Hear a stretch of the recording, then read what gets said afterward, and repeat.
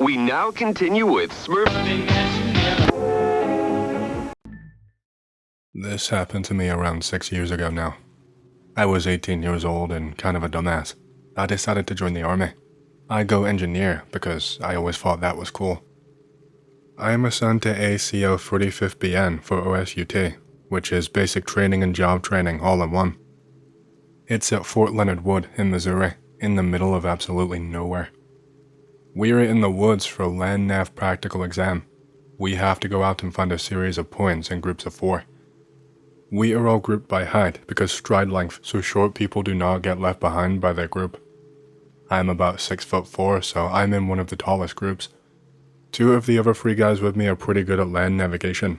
The third is kind of an idiot, but he tells good jokes. We are strolling along. We find 4 out of 5 points within the first 45 minutes. We decide to go and screw around somewhere by ourselves rather than come back to where the drill sergeants are waiting. We look at the map. There is something interesting about half a kilometer outside the training area. It's marked as a mine, and it is labeled as an old Native American lead mine. Oh man, that sounds awesome. Let's go check it out.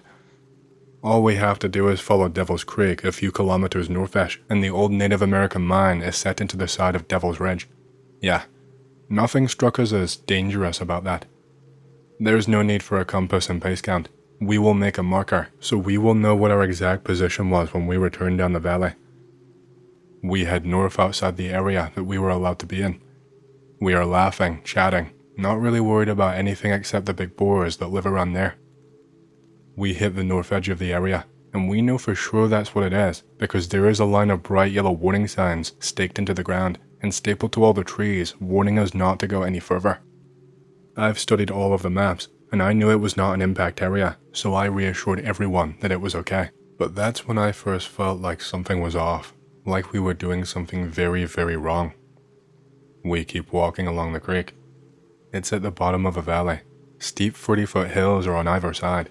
They are climbable, but only with great difficulty. The whole area is completely impassable to vehicles. It's barely navigable on foot unless you stick to the valley bottom. I notice as the other guys are talking that there is no more birdsong anymore, but I don't point that out because I do not want to sound like an idiot or a coward. I can't shake the growing feeling that we are not supposed to be here. We keep seeing chunks of concrete and big stones laid out in squares like old house foundations. We figure that the creek washed them there or something like that. After like half an hour we get to the bottom of Devil's Ridge. The creek turns 90 degrees, but if we keep going up the ridge the way it was headed, we should find the mine. I start to get caught up in the excitement again, speculating what we will find, if anything at all.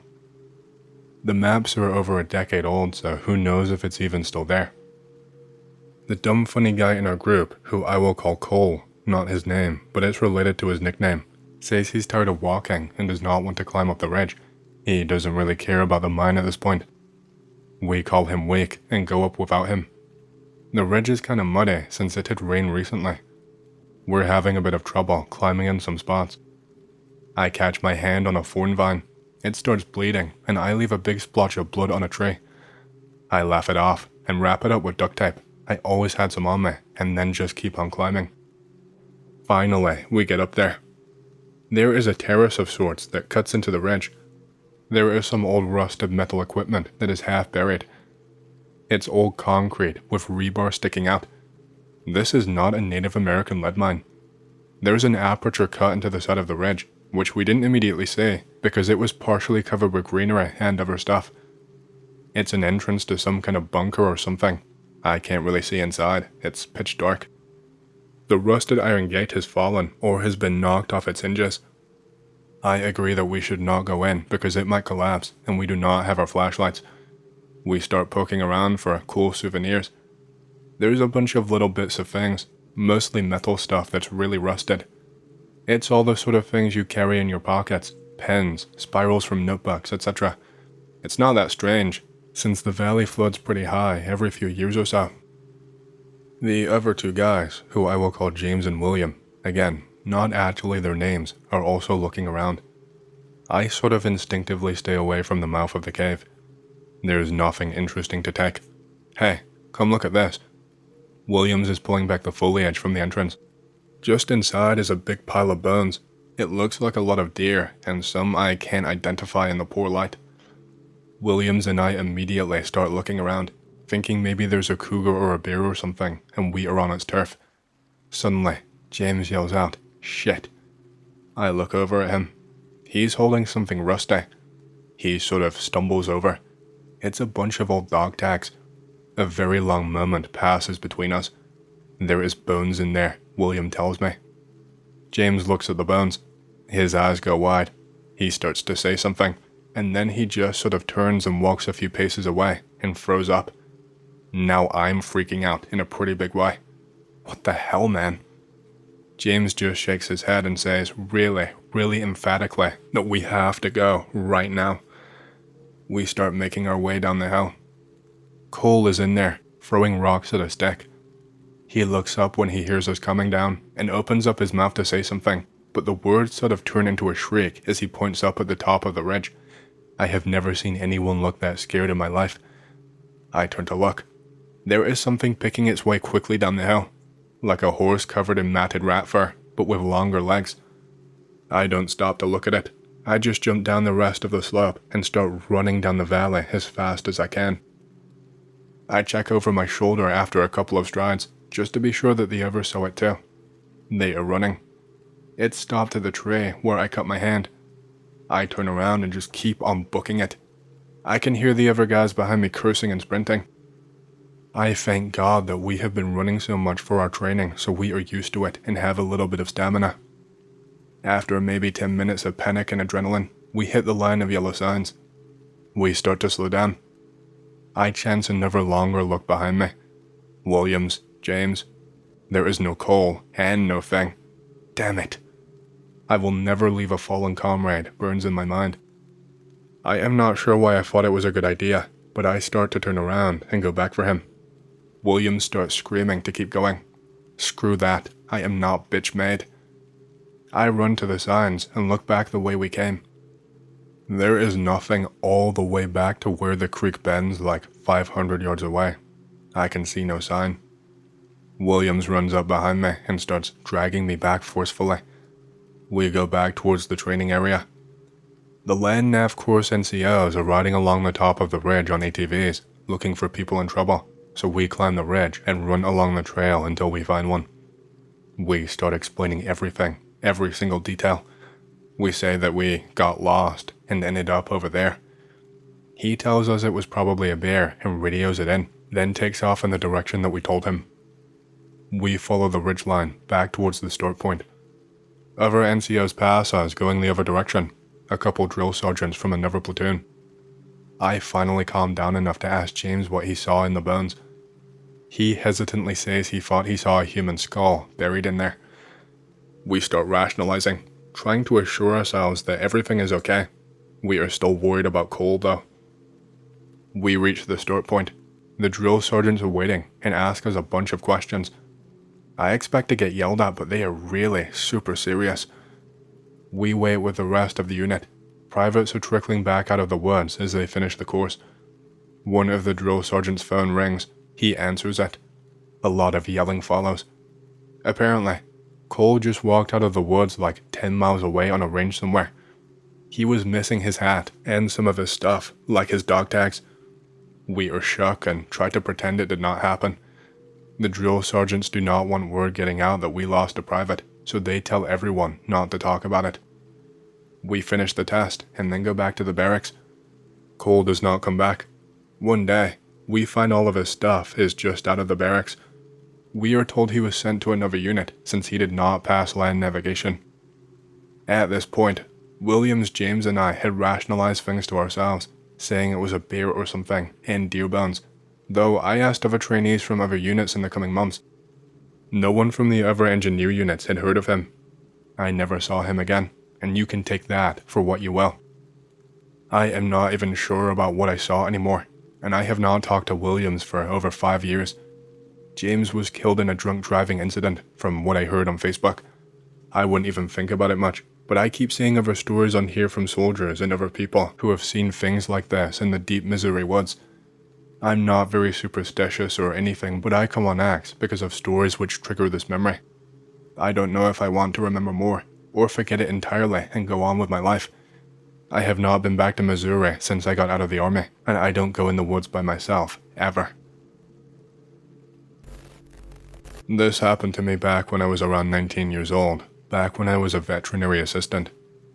I work at this clinic in a rural area on the edge of suburbs in the deep south. The clinic was 3 buildings, plus the veterinarian's own house right behind the hospital. This is relevant. I worked full-time in the summer, nights and weekends during classes. One weekend, the vet went out of town on a 2-day conference, but we are still open for boarding and grooming. I finished feeding and walking the boarding dogs in the kennels out back. I came back to the main clinic building. I locked the door behind me out of habit. I tended to the cats, cleaning them, turning off things, etc. I turned off the lights. Not a minute later, the doorknob jiggled. Someone proceeded to throw their whole weight against the door, repeatedly. There's this weird noise. I can see this asshole taking his shoe and beating it on the door window. Damn it. I ran towards the front reception. The 2 high school girls who volunteered for school stuff at the clinic that were helping me that afternoon almost ran into me. They are both hysterical. They had already locked the front door more than 30 minutes ago. Almost all of the lights except the center break room are off. The same shit apparently happened there. Door being kicked at. Apparently, these idiots did not know how to kick the door. I get the girls to go to the center bathroom. I grab the phone. It's dead. Was this really happening? It's too early a time for most kids to have cell phones. The 2 volunteers did not since they were like maybe 14. I had a cell phone though. I called 911. While explaining the situation, I grabbed shit like the IV stand, a rabies pole, a scalpel. We had nothing really to defend ourselves. Operator tells me that someone will be there soon. Screw that. I know a dude who lives right down the road. I called him up. I went into the bathroom to hide with the girls and then locked the door. I told my friend. He understood immediately and headed straight there. I heard the window to the door and back of the office to the kennel building finally break open. These loud footsteps started to approach. The bathroom door faced the window to the parking lot. These lights beamed under the crack in the door. This intruder bolted. My friend had made it just in time. He had brought his dad and a neighbor along, who were all running after 3 men that they saw fleeing across the fields. The police arrived. The guys wore gloves, so there were no prints. They were much too fast for my friend's people to catch. The investigation yielded nothing. The building damage was repaired and security was upped. We got a new door with no windows and new locks. We got a security system, motion lights. The security system went off about 3 times over 10 days and then nothing. No more attempts for 2 weeks or maybe more. Fast forward about a month, maybe less after the incident. I go out of town with the vet to a conference at her old university since I was interested in veterinary medicine at the time. I am in the lecture. My phone started vibrating. I just refused the call. The vet's phone started vibrating. She also rejects the call. I get called again and then she does. She stepped out of the lecture hall. A minute later, she stuck her head back in and motioned for me to come outside. The secretary was alone closing because we had no boarders that night. She had barely said bye to the last prescription pickup. She did not even have a chance to arm the security system. She only managed to lock the doors and shut down the computers. Something like 4+ people were bombarding the clinic from all sides, with rocks from the parking lot bouncing against the windows. I called my friend again. Rinse and repeat, exact same shit. She hid in the bathroom, my friend came, the perps fled, the cops came, etc. The vet is furious. All of this damage came out of her own pockets. She was nervous because the only thing between the robbers invading her house was the 3 dogs that she owned. She upped the security even more. Bars on the windows, doors with fingerprint entry, hunters' cameras stationed everywhere for motion. She got guns and placed them in strategic places in the clinic and took all of her paid staff to the shooting range to teach us how to use them. There is another 10 days of attempts and tests of security, but nothing substantial happens. Then there was another 2 weeks of attempts with security going off, then nothing for about 2 weeks. The vet added a password gate to the parking lot and fenced it off to make carting things off a bit harder. The vet went to a house call far away, like 2 hours distance that weekend. I arrived first one Saturday morning for feeding and walking borders. As I slowed to turn, I saw a car pulled up at the entrance. There is a dude in a grey hoodie at the gate, punching numbers in repeatedly at the keypad. He noticed me slowing down. 2 doors in the car throw open, and 2 more men in grey hoodies get out. Nope. I drive past the vet. I see in the rearview mirror the dude hop into the car and proceed to chase me. I am on a rural road. There is no busy place to pull off into for another 2 or 3 miles. His car is much faster than mine. He is gaining on me. I almost get ran off the road. It's one of the most terrifying times of my life. I never got a close look at their face. I see the next populated area coming up. It's a small convenience store and pull in there. They pass by me. I called my dad, since my friend had moved somewhere else by this point. For the whole weekend he sat at the front with his own firearm, guarding the main clinic building, while I was in the back by myself, tending to the boarders. He told me I nor anyone should work by themselves at that place ever again. The vet agreed. We never closed alone anymore. She hardly went out of town, or even outside at all, for almost 2 months. The vet starts going stir crazy. She decided to go out with her B after the movies one night after we get off work. I get a call from her. She was almost in tears. I go to the clinic with my father. Someone had taken a large vehicle and pulled the fence out of the ground so they could drive in. They did the same to the bars, covering up the windows. The people completely vandalized and ransacked the place. They did the same to the veterinarian's house and took a lot of her stuff and vandalized some personal shit. I discovered why the vet was upset. The one cat who had been boarding had been mutilated and killed. Butterfly needles, the kind with the tubes attached, were sticking out of its skin like a pincushion. Outside, the 3 dogs that belonged to the vet had been killed by hand as well, mutilated. Their entrails tossed all over the siding of her house and the backside of the clinic. Police concluded a large organized drug ring was targeting clinics in the 3 surrounding counties for ketamine. They were so zealous with my vet because she was making it so difficult for them to steal it. Every single vet except for her had their narcotics taken. They still had not found the dummy box because she always put it in the fireplace that she never used. The drug gang stalking was one of the more terrifying events to go through. This community was not used to crime at this scale. Yes, people did weed and alcohol and possibly meth, but they kept to themselves because of social stigma. These drugs were not really popular in the region. I think they were being sold elsewhere. You get some crazy shit in the south. My grandmother lives by herself on 850 acres and has experienced weird stuff over her 93 years. Hey, hope you've enjoyed the story so far. If you want to hear more, make sure to subscribe, like the video, and leave a comment because it lets YouTube know you like the content and helps more people to see these videos. My next big goal for the channel is 100,000 subscribers, and as a celebration, I will be doing a Q&A video once we hit that goal. Thank you, and back to the stories. I am new to this website, but I figured you would all appreciate this experience that I had as a kid. My family moves to my grandparents' house in DFW, Texas, because my dad lost a job and he needs time to get back on his feet. I love my grandma's house, but haven't ever spent more than about a week or 2 at a time there.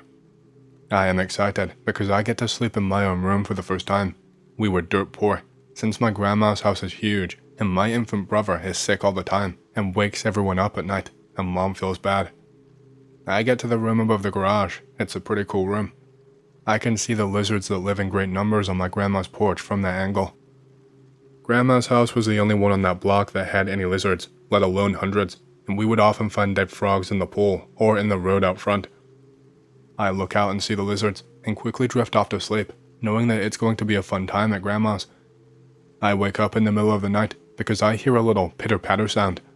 I sit up quickly and, noticing the shadows cast on the wall, look towards the nightlight.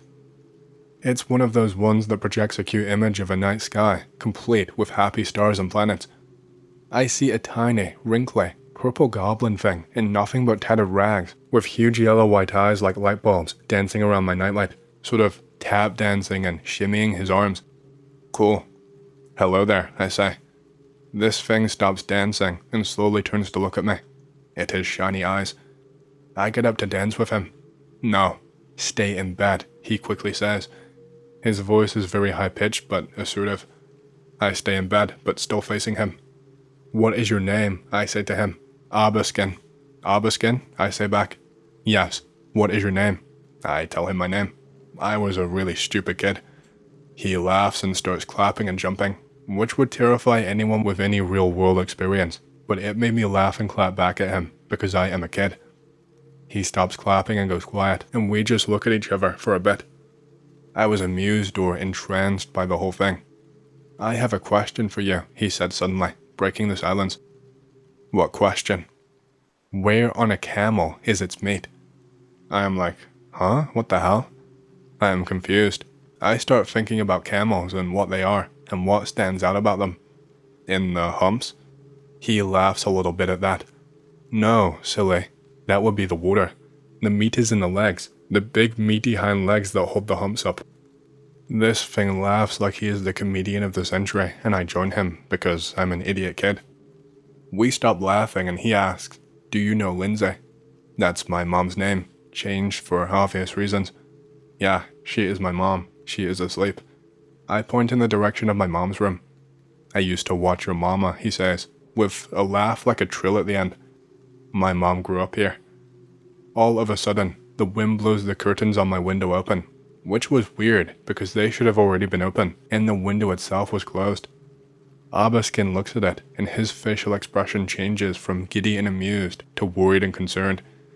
He starts talking in Dr. Seuss language, that's the best way to describe it, about how he has to leave now, and he wishes he could stay and talk about the world, all rhyming and in some meter. I probably can't remember shit, because the trance I enter is indescribable as I watch him. He steps backwards up the windowsill.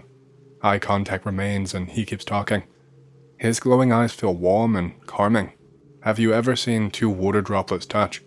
That's what it looked like when his back foot touched the window, like water joining up with itself. He kept moving backwards, getting fainter in voice, and merging more and more with the window.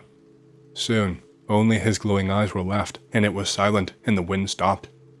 I stared into the after images of his eyes for only a few seconds, as it went from pitch dark night to early morning in that space of time. I am hit by a wave of tired. My mom walks in. "Breakfast time." "I'm tired, Mom." I tell her about Abaskin, and how he's like my Monsters Inc. monster. I was obsessed with that movie at the time. I leave out the parts about him watching her. I feel like he entrusted me with that info, and it would be a breach of trust to disclose it. We write it off as nothing more than a vivid dream for a kid with an overactive imagination, and I go down to eat. Fast forward about 8 years. Be May. I am the oldest of now 5 kids. I am visiting my grandma's house for our yearly trip.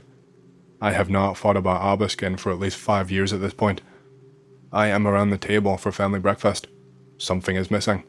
We all realize that my sister Bailey, 3-year-old, is not here, presumably still in bed. Normally, she would wake up with my other sister, 5 years old, who usually shares a room with her, but older sister was having bad nightmares. She slept with my parents that night. Mom goes to wake up Bailey. She comes out of the room. She is as pale as drywall dust. We all stare in silence. "Is Bailey okay?" my dad asks. My mom nods. "She's fine, but she's too tired to come down because she was up all night playing with the dancing man." As my mom says this, she makes direct eye contact with me from the top of the stairs. Holy crap. I probably go pale too. It just all floods back to me. The rest of that day is very strange, and I avoid that bedroom for the rest of the trip. Some details about the story that do not fit as well into a narrative form. I found out through asking my grandma that the room in question belonged to my mom's sister, and that my mom and her used to share the room until they started hating each other, as she put it. She and my mom have always had a tenuous relationship, to say the least. I found out in a later and more awkward conversation with my mom that said sister had actually abused her pretty severely and ongoing in that room, and that's why they stopped sharing rooms. Abaskin was beginning to seem less benign at this point. Since the events, my grandparents moved away to Utah, and for a brief period, and due to some interesting happenstance, we came to live with them again. My best friend's mom, who I will call Shaylee, is kind of a psychic wacko, and one time she was over at our house, and she seemed tense talking to my grandparents. When they left the room, she took me aside and told me, "Something is attached to the back of your grandpa's neck. It's eating his energy." When she said this, I shit a brick and told her the whole story.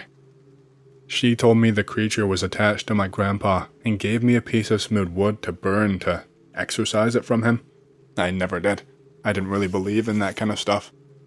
Also, I talked to my sister about her experience, and she told me that the wind woke her up in the middle of the night, and she looked over and saw him dancing. She started dancing too, and it was like the little guy could not stop as long as she was. He was laughing and dance copying, imitating her moves, but he never spoke to her. Eventually, she got tired and passed out on the floor, where my mom found her. Be me. I am living with my grandparents about 1.5 years ago. This is not too long after the conversation with Shaylee. I am watching a TV show with my dad in the basement. We hear some kind of banging upstairs. My dad pauses the show. He tells me to go and check it out. So I walked up the stairs. I could see that no lights were on up there. I hear this bang bang. I walk more of the way up until I can see through the banister into the rest of the house. Out of the kitchen comes my grandpa in his pajamas. This guy is on a razor scooter. He is riding a razor scooter. This old man, at 2 a.m. He sort of tries and fails to do a trick or something, and then he makes eye contact with me. He freezes and then dismounts, and then he stares at me for like 10 frames. He throws the scooter down pretty violently, and then he stomps towards his bedroom. He is making eye contact for as long as possible. He slams that door shut. And that was it. I go downstairs and tell my dad to unpause the show. What was it? Just Grandpa. Huh? Since then, we have moved out of my grandparents' house, but we stay close because both of them are always incredibly sick with something, and no matter the treatment, it seems like something else always crops up. They feel better with us around for this reason. I know that's sort of what you should expect in your 70s, but another tidbit of info that I gleaned from my mom is that my grandpa used to be a super happy and social person, and he was kind and wonderful to everyone until he was about 30. He was diagnosed with some disease, and it meant that he could not eat a lot of the foods he loved, play any sports, go camping, or really do much of anything that brought him happiness. After that, he was always grumpy and a little scary.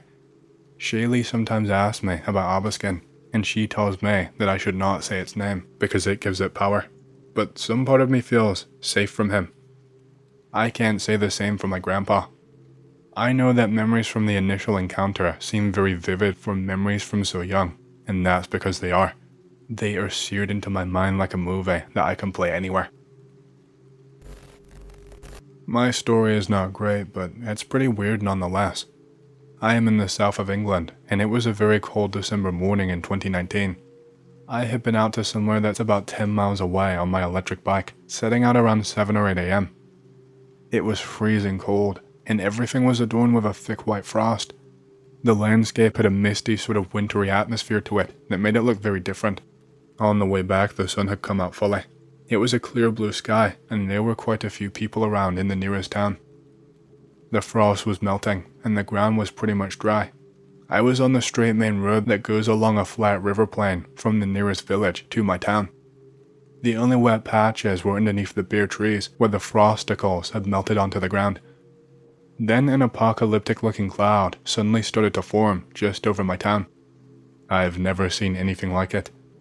As I got a little bit closer, hailstones started to fall, except they only fell underneath the trees where the ground was already wet.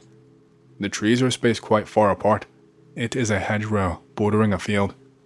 As I crested the hill and entered my town, it became incredibly cold. It felt like about minus 30 degrees Celsius. It was unbearable despite my heavy winter clothing intended for long journeys at negative temperatures.